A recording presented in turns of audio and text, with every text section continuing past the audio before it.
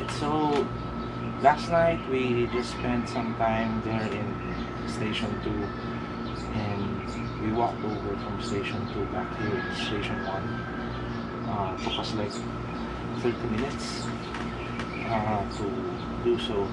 So medyo malayo but very good exercise, I would say. So now it's day 2 and our activities planned for today are one, boat trip. We'll go to Pukka Beach and then in the afternoon we'll try to do the parasailing. But for now, watch this B-roll. Play B-roll.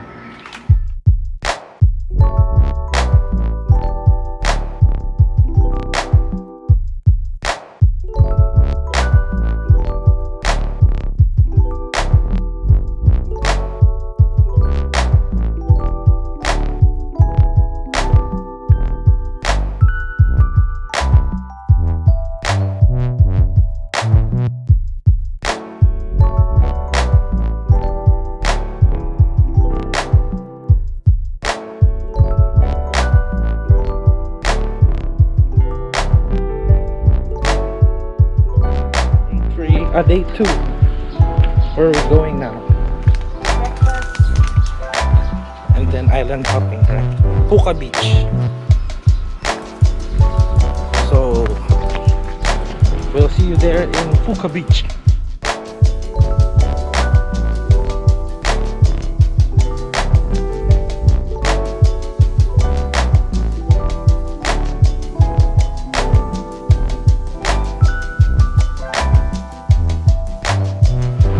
Going to the boat ride now. Yep. Going to Pukka Beach.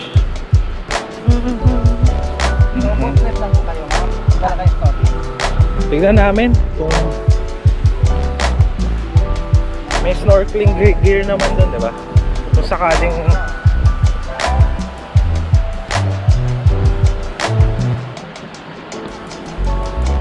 pag boat trip kasi tayo matanggal so dito tayo namin depende sa walking on the sandbar. Going to the sandbar. Hindi makikita sa camera.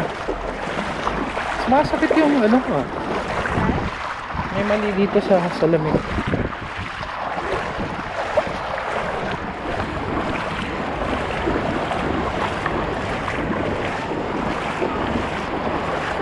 Nice.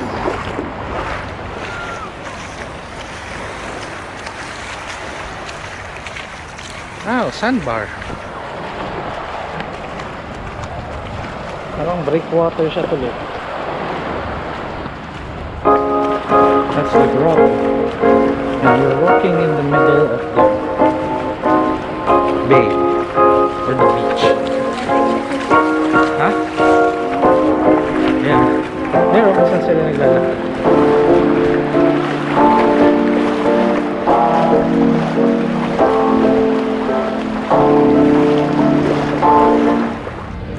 We're waiting for the boat. uy, there's piso here.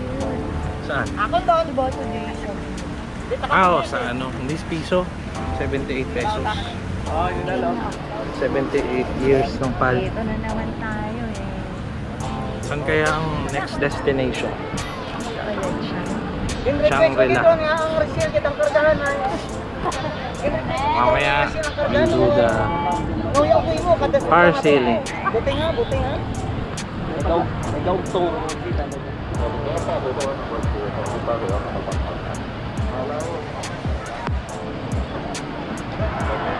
Now we're going to the boat, right?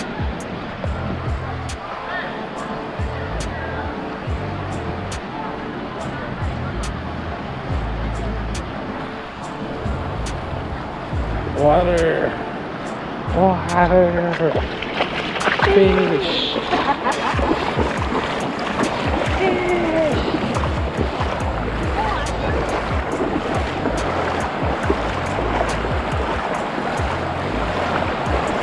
Medyo malalim.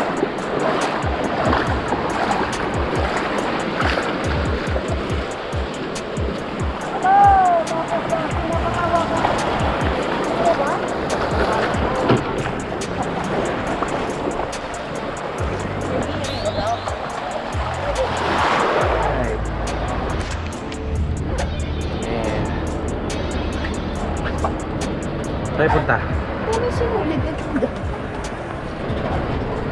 Saan tayo punta?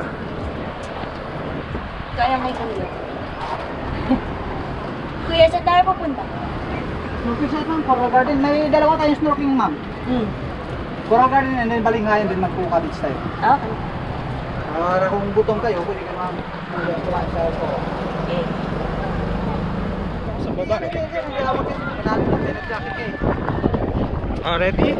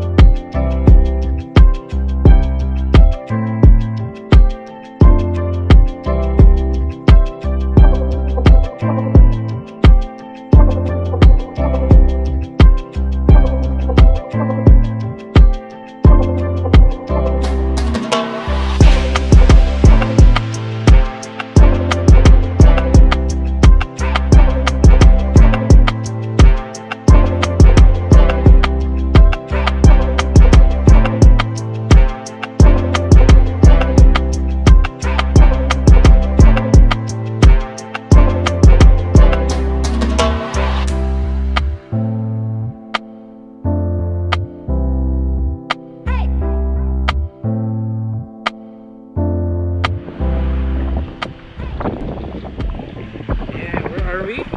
Pukka Beach.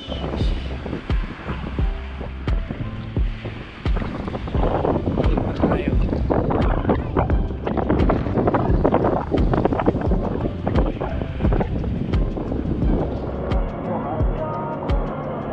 Ano yung binibili mo?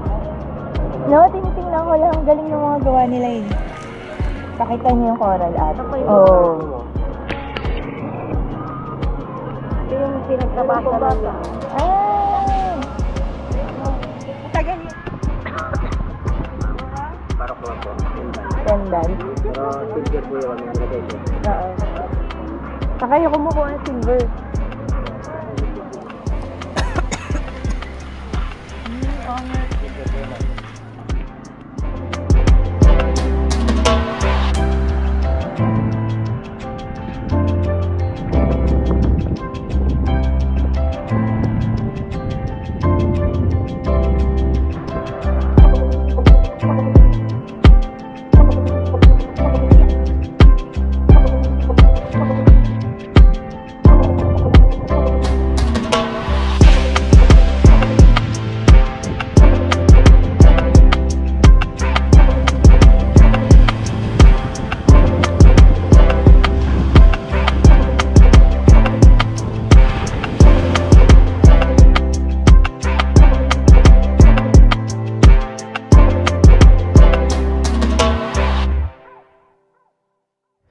Kahapon nakikita lang namin to doon. So ngayon nakasakay na kami. Ayan, dami mga bangka na nag-iintay ng sunset.